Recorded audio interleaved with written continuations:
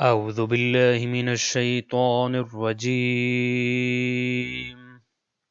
بسم الله الرحمن الرحيم.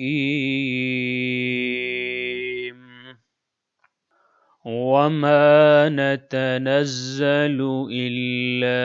بأمر ربك له ما بين أيدينا وما خلفنا وما بين ذلك وما كان ربك نسيا. سورہ مبارکہ مریم ورس نمبر 64. یہاں سے ایک نئے موضوع کا آغاز ہو رہا ہے. حضرت ابن عباس نقل کرتے ہیں کہ نبی کریم صلی اللہ علیہ وآلہ وسلم کے اوپر نازل ہونے والی وحی کا سلسلہ ایک مرتبہ رک گیا اور اس میں ایک طویل وقفہ آ گیا. اس طویل وقفے کے بعد جب جبرائیل امین نبی کریم صلی اللہ علیہ وآلہ وسلم کے اوپر وحی لے کر نازل ہوئے تو سردار انبیاء نے سردار ملائکہ سے پوچھا کہ اتنا طویل وقفہ جو ہوا اس کا سبب کیا تھا؟ تم اتنا عرصہ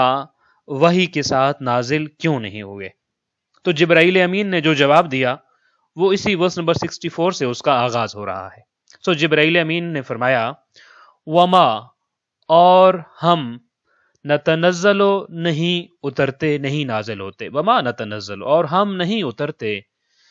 الا مگر بامر ربک تمہارے رب کے حکم سے، تمہارے رب کے امر سے، اور ہم نہیں اتر سکتے نہیں نازل ہو سکتے تمہارے اوپر جب تک تمہارے رب کا حکم نہ ہو. لہو تمہارے رب کے لیے ہے، اسی کے لیے ہے، ما بین ایدینا جو ہمارے ہاتھوں کے آگے ہے، یعنی جو ہمارے ہاتھوں میں ہے یا جو ہمارے آگے ہے. لہو ما بین ایدینا جو ہمارے آگے ہے وہ بھی اسی کا ہے، وما خلفنا اور وہ جو ہمارے پیچھے ہے وہ بھی اس کا ہے، وما اور وہ کہ جو بین ذالک اس کے درمیان ہے، یعنی ہمارے آگے ہمارے پیچھے اور جو کچھ اس کے درمیان ہے سب کچھ تمہارے رب کا ہے. ہم اس کے حکم کے بغیر نہیں نازل ہو سکتے، کوئی کام انجام نہیں دے سکتے. وما کانا اور نہیں ہے ربوں کا تمہارا رب، نسیہ بھولنے والا، نسیان والا، اور تمہارا رب بھولنے والا نہیں ہے. اس پوری آیا کا ترجمہ اس طرح سے ہو جائے گا، اے رسول ہم فرشتے آپ کے پروردگار کے حکم کے بغیر زمین پر نازل نہیں ہوتے. جو کچھ ہمارے آگے ہے یا جو کچھ ہمارے پیچھے ہے اور جو کچھ ان کے درمیان ہے سب کچھ اسی کا ہے، اور آپ کا پروردگار بھولنے والا نہیں ہے. جیسا بھی آپ کے سامنے عرض کیا کہ یہ آیا جبرائیل امین کا بیان ہے، اور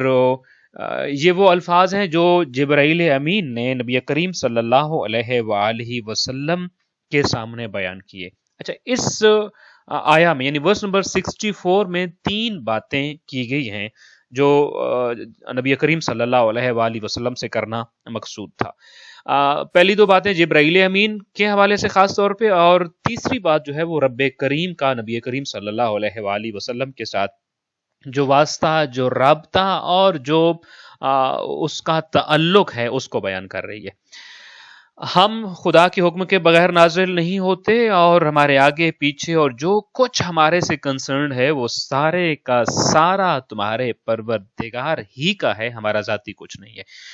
پہلی بات تو ہمیں یہاں یہ سمجھ آتی ہے کہ جبرائیل امین نے اس کلام کے ذریعے جو انہوں نے نبی کریم صلی اللہ علیہ وآلہ وسلم کو اس وقت بیان کیا کہ جب وہ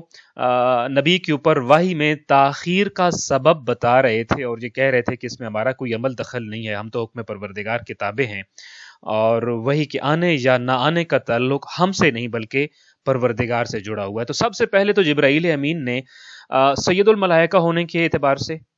سردار ملائکہ ہونے کے اعتبار سے اپنی اور دوسرے ملائکہ کی حیثیت واضح کر دی ہے کہ ہماری حیثیت یہ ہے کہ ہم اپنی مرضی سے کچھ نہیں کر سکتے. ہمارا کام تو صرف اور صرف حکم پروردگار اور اللہ کے جو احکام ہیں، جو آرڈرز ہیں جو ہمارے اوپر اللہ کی ذات بھیجتی ہے ان کی بجاوری ہے اور ان کی تکمیل ہے اور ان کو پورا کرنا ہے۔ اچھا، ایک طرف وہ جبرائیل امین اپنی حیثیت بتا رہے ہیں، جبکہ ایک طرف ہم یہ دیکھتے ہیں کہ جبرائیل امین کی طرف سے یہ جو وضاحت کی گئی ہے، یہ سردار ملائکہ کی طرف سے سردار انبیاء کے سامنے معاذرت ہے کہ یا رسول اللہ، اگر ہم آپ کے شوق و انتظار کی تسکین کے لیے جلدی جلدی وحی لے کر آپ کے پاس نازل نہیں ہوتے ہیں تو اس میں ہماری کوئی کوتاہی جو ہے وہ نہیں ہے، کسی کوتاہی کا کوئی عمل دخل نہیں ہے،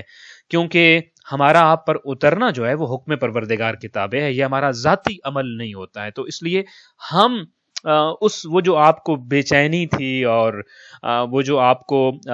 انتظار تھا وہی پروردگار کا نازل ہونے کا، اور اس میں ہمارے آنے میں جو آپ کہہ لیجیے تاخیر ہے یا جو دیر ہے، اس کے لیے ہم معذرت خواہ ہیں، اس لیے کہ ہمارا کام صرف پروردگار کے حکم کے تحت نازل ہونا ہوتا ہے، ہم اپنی مرضی سے کچھ نہیں کر سکتے۔ اچھا، ایک بات تو یہاں سے ایک بات یہ سمجھ آتی ہے کہ حیثیت ملائکہ اور پھر نبی کریم صلی اللہ علیہ وآلہ وسلم کے سامنے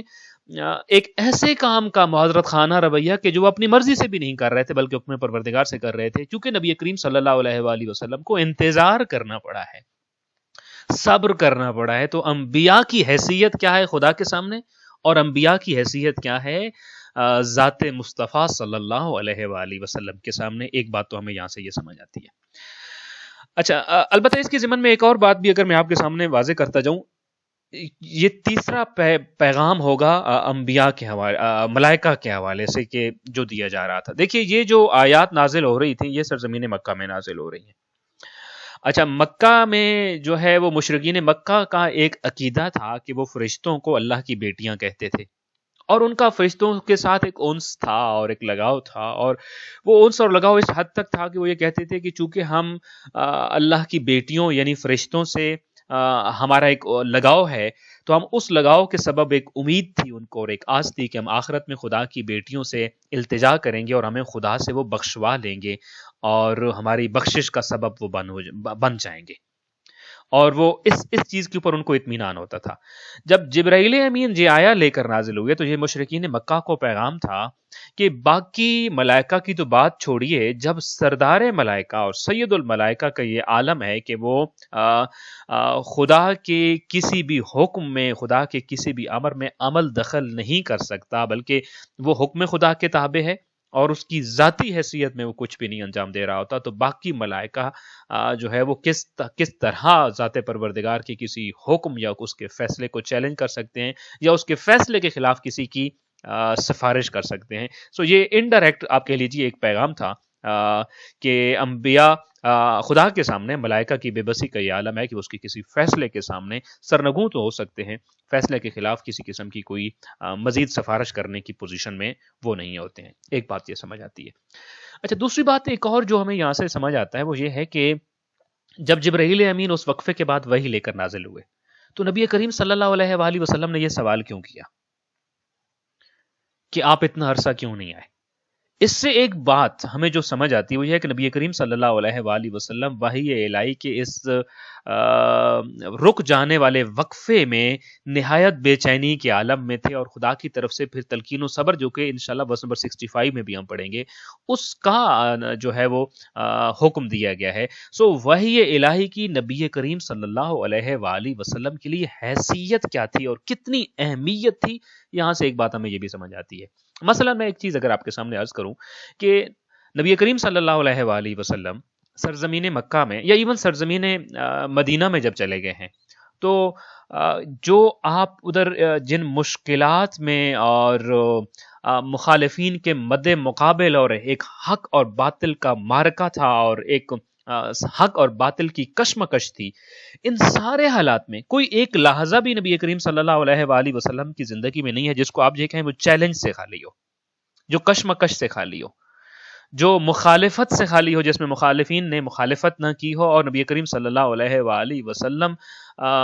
کی جو احکام تھے اور جو ان کی تدبیریں تھیں ان کو الٹنے کے لیے کوشش نہ کر رہے ہوں۔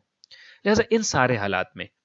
کہ جہاں ہر طرف سے آپ کے اوپر یلغار تھی لوگوں کی کہ وہ کسی طریقے سے نبی کریم صلی اللہ علیہ وآلہ وسلم کو بے بس کر دیں یا خدا نخواستہ ان کو شکست سے دوچار کر دیں، ان سارے حالات میں نبی کریم صلی اللہ علیہ وآلہ وسلم کا سب سے بڑا سہارا، بلکہ میں اگر یوں کہوں کہ واحد سہارا، وحی الہی کا سہارا تھا۔ اس سے بڑا سہارا نبی کریم صلی اللہ علیہ وآلہ وسلم کو کوئی بھی میسر نہ تھا، کیونکہ یہ ایک آسمانی امداد ہوتی تھی جو ذات پروردگار کی طرف سے آتی تھی۔ یہ آسمانی کمک، یہ امداد، یہ وحی الہی نبی کریم صلی اللہ علیہ وآلہ وسلم کو جب مشکلات میں ان کے اوپر آتی تھی تو ان کو رہنمائی بھی ملتی تھی اور اس سے ان کو طاقت بھی ملتی تھی۔ پھر جب ہم مختلف جگہ پہ دیکھتے ہیں کہ مختلف لوگ آپ کے اوپر اعتراضات کر رہے ہوتے تھے، تو ان مخالفین کے نت نئے جو اعتراضات ہوتے تھے ان کا جواب بھی وحی الہی لے کر نازل ہوتی تھی۔ اچھا، پھر اسی طریقے سے ہم یہ بھی دیکھتے ہیں کہ مختلف قسم کے فتنے ہر طرف سر اٹھا رہے ہوتے تھے، ان فتنوں کا توڑ بھی نبی کریم صلی اللہ علیہ وآلہ وسلم کو وحی الہی سے مل رہا ہوتا تھا۔ لہٰذا یہ ہر طرح کی مشکلات ہوں، ان میں مدد بھی وحی الہی ہے، رہنمائی بھی وحی الہی ہے، طاقت بھی اسی وحی کے ذریعے ملتی تھی، سوالات کے جوابات بھی اسی حکم پروردگار کے ذریعے ملتے تھے جو جبرائیل امین لے کر آتے تھے۔ جو ہر طرف فتنوں کا ایک جال بنا ہوا ہوتا تھا، ان فتنوں کا توڑ بھی اور ان فتنوں سے آگاہی بھی نبی کریم صلی اللہ علیہ وآلہ وسلم کو اسی وحی کے ذریعے ملتی تھی۔ یہی وجہ ہے کہ جب وحی رک گئی تو آپ یوں کہہ لیجئے نبی کریم صلی اللہ علیہ وآلہ وسلم کا وہ جو آسمانی مدد تھی وہ ایک دروازہ عارضی وقفے کے طور پر بند ہوا، تو نبی کریم صلی اللہ علیہ وآلہ وسلم نہایت بے چین ہو گئے، نہایت انتظار کی کیفیت میں چلے گئے کہ جبرائیل امین وحی لے کر آئیں۔ اچھا،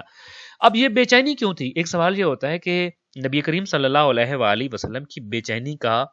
سبب کیا تھا؟ میں ایک ایگزامپل کے ذریعے آپ کے سامنے عرض کرتا ہوں کہ جب کوئی بھی مجاہد کسی بھی مارکے میں صف اول میں کھڑے ہو کے اور اپنی ایک پوری فوج کا کمانڈر بن کے اپنی فوج کو کسی دشمن سے کسی محاذ کے اوپر لڑا رہا ہوتا ہے، تو اس مارکے میں اور اس موقع پہ اس کو ہر وقت پیچھے مرکز کی طرف سے ہدایات کا انتظار رہتا ہے کہ مجھے مرکز کی طرف سے کون سی ہدایات آتی ہیں، تاکہ وہ کوئی غلط قدم نہ اٹھا دے کہ جو مرکز کے لیے جو ہے وہ آپ کہہ لیجئے کہ نقصان کا سبب بنتا ہو۔ نبی کریم صلی اللہ علیہ وآلہ وسلم جب آپ ایک ایسے محاذ پہ کھڑے تھے جو نظریاتی محاذ بھی تھا، ایک ایسے محاذ پہ کھڑے تھے جو وحی الہی کا محاذ تھا، جو لوگوں کے اندر ایک مثبت تبدیلی کا محاذ تھا، تو اس میں نبی کریم صلی اللہ علیہ وآلہ وسلم ایک کمانڈر کی حیثیت سے ان تمام احکامات کو اور تعلیمات کو پہنچا رہے تھے۔ لہٰذا آپ ہر وقت مرکز سے ہدایات کے محتاج بھی رہتے تھے اور منتظر بھی رہتے تھے۔ لہٰذا جب مرکز سے کوئی ہدایت آنا بند ہو گئی، یہ ایسی ہے جیسے محاذ پہ کوئی لڑ رہا ہو اور مرکز کے ساتھ اس کا سیٹلائٹ رابطہ یا جو کمیونیکیشن ہے وہ کٹ آف ہو جائے، رک جائے، تو اس کے بعد اس کی بے چینی اور بے بسی اور اس رابطے کے بحال ہونے کا انتظار بڑا واضح ہوتا ہے۔ یہ بالکل ایسے ہی تھا کہ نبی کریم صلی اللہ علیہ وآلہ وسلم اس زمینی محاذ کے اوپر جب ہر جگہ پہ مصروف عمل تھے، تو اس وقت جب وہ مرکز سے آنے والی ہدایات کا سلسلہ عارضی طور پر کسی مصلحت کی بنیاد پر رکا، تو نبی کریم صلی اللہ علیہ وآلہ وسلم کو اس کا اتنا شدت سے انتظار تھا کہ جب جبرائیل امین نازل ہوئے تو جبرائیل امین کے نازل ہونے کے فوراً بعد آپ نے سوال کیا کہ جبرائیل امین یہ وقفہ کیسا تھا اور یہ تعطل کیسا تھا اور یہ اتنی دیر کیوں ہو گئی ہے پروردگار کے حکم کے آنے میں، اور جبرائیل امین کا جو موقف ہے وہ یہاں بیان کیا۔ اچھا، یہ دیر کیوں ہوئی؟ اس کا جبرائیل سے جو تعلق تھا، جبرائیل نے تو بتا دیا کہ میں صرف حکم پروردگار کا محتاج ہوں، میں خود کچھ نہیں لے کر آ سکتا۔ خدا کی طرف سے دیر کیوں ہوئی؟ اس کے لیے یہ آخری جملہ، بہت خوبصورت جملہ جو یہاں موجود ہے، فرمایا کہ وما کان اور ربک نسیا، کہ آپ کا جو پروردگار ہے وہ آپ کو بھولا نہیں ہے۔ آپ اطمینان رکھیے کہ وحی الہی میں دیر اگر ہوتی ہے تو کسی حکمت کی وجہ سے ہو سکتی ہے، کسی مصلحت کی وجہ سے ہو سکتی ہے۔ آپ کا پروردگار کسی چیز کو بھولنے والا نہیں ہے، آپ کے کسی سوال کو بھولنے والا نہیں ہے، آپ کے حالات کو بھولنے والا نہیں ہے، آپ کی ایک ایک مانگ اور ایک ایک سوال اور ایک ایک مناجات اور ایک ایک دعا کا یاد رکھنے والا ہے، اس کو بھولنے والا نہیں ہے۔ لہٰذا اس چیز کا اندیشہ تو ہے ہی نہیں کہ آپ کا پروردگار بھول جائے گا۔ آپ پروردگار کی نظر کرم میں ہیں، آپ کے اوپر پروردگار کی رحمتیں ہر وقت سایہ فگن رہتی ہیں. وہ آپ کے حالات سے آگاہ ہے، وہ آپ کی دعاؤں کو اور الفاظ کو اور مناجات کو سن رہا ہے. ہاں، کسی حکمت اور کسی مصلحت کی وجہ سے یہ جو پیغامات کا سلسلہ تھا یہ عارضی تعطل کا شکار ہوا اور اس میں وقفہ ضرور آیا ہے، مگر نہ خدا کی رحمتیں آپ سے دور نہیں ہوئی ہیں، خدا کا تعلق آپ سے کم نہیں ہوا ہے. آج جب کہ ہم سورہ مریم کی یہ آیا پڑھ رہے ہیں تو ان چیزوں سے جو ہمارے لیے سمجھنے کی چیز ہے اور جس کو ہم نے اپنی زندگی میں اپنے ساتھ رکھنا ہے، دو تین چیزیں خاص طور پہ. ایک تو یہ ہے کہ ملائکہ نے اپنا جو آپ کہہ لیجیے ایک باؤنڈری لائن بتائی کہ ہماری حد یہ ہے اور ہماری حقیقت یہ ہے اور ہماری حیثیت یہ ہے کہ ہم حکم پروردگار کے علاوہ اور کچھ بھی نہیں کر سکتے ہیں، اور ہماری اصل حیثیت یہی کچھ ہے. کیا ہی اچھا ہو کہ انسان خواہشات رکھتے ہوئے بھی حکم پروردگار کے دائرے میں چلے تو امام صادق علیہ الصلوۃ والسلام کے فرمان کے مطابق اسی لیے وہ ملائکہ سے بھی افضل اور بلند تر ہو جاتا ہے کہ چونکہ خواہش ملائکہ میں نہیں تھی، انسان کے اندر خواہش کا چیپٹر بھی تھا اور عقل کا چیپٹر بھی تھا. اس نے خواہش کے چیپٹر کو مار کے اپنے عقل کی پیروی کی اور حکم پروردگار کی تعلیمات کو بجا لایا، تو پھر وہ ان ملائکہ سے بھی افضل ہو جاتا ہے کہ جن کے ہاں خواہشات نہیں ہوتی ہیں بلکہ صرف اور صرف حکم خدا کی بجاوری کا جنبہ ہی موجود ہوتا ہے. اور دوسری بات یہ ہے کہ وما کان ربک نسیا، جب مشکلات ہماری اوپر آ جاتی ہیں، امتحانات میں ہم ہر لحظہ ہوتے ہیں، بعض اوقات متوجہ ہوتے ہیں، بعض اوقات متوجہ نہیں ہوتے. ہر امتحان میں، ہر مشکل میں، ہر آسانی میں، کسی بھی لحظہ اللہ کی ذات ہمیں نہیں بھولی ہے. سوال یہ ہے کیا ہماری زندگی کا کوئی لحظہ ایسا تو نہیں آتا ہم پروردگار سے غافل ہو جاتے ہیں اور بھول جاتے ہیں؟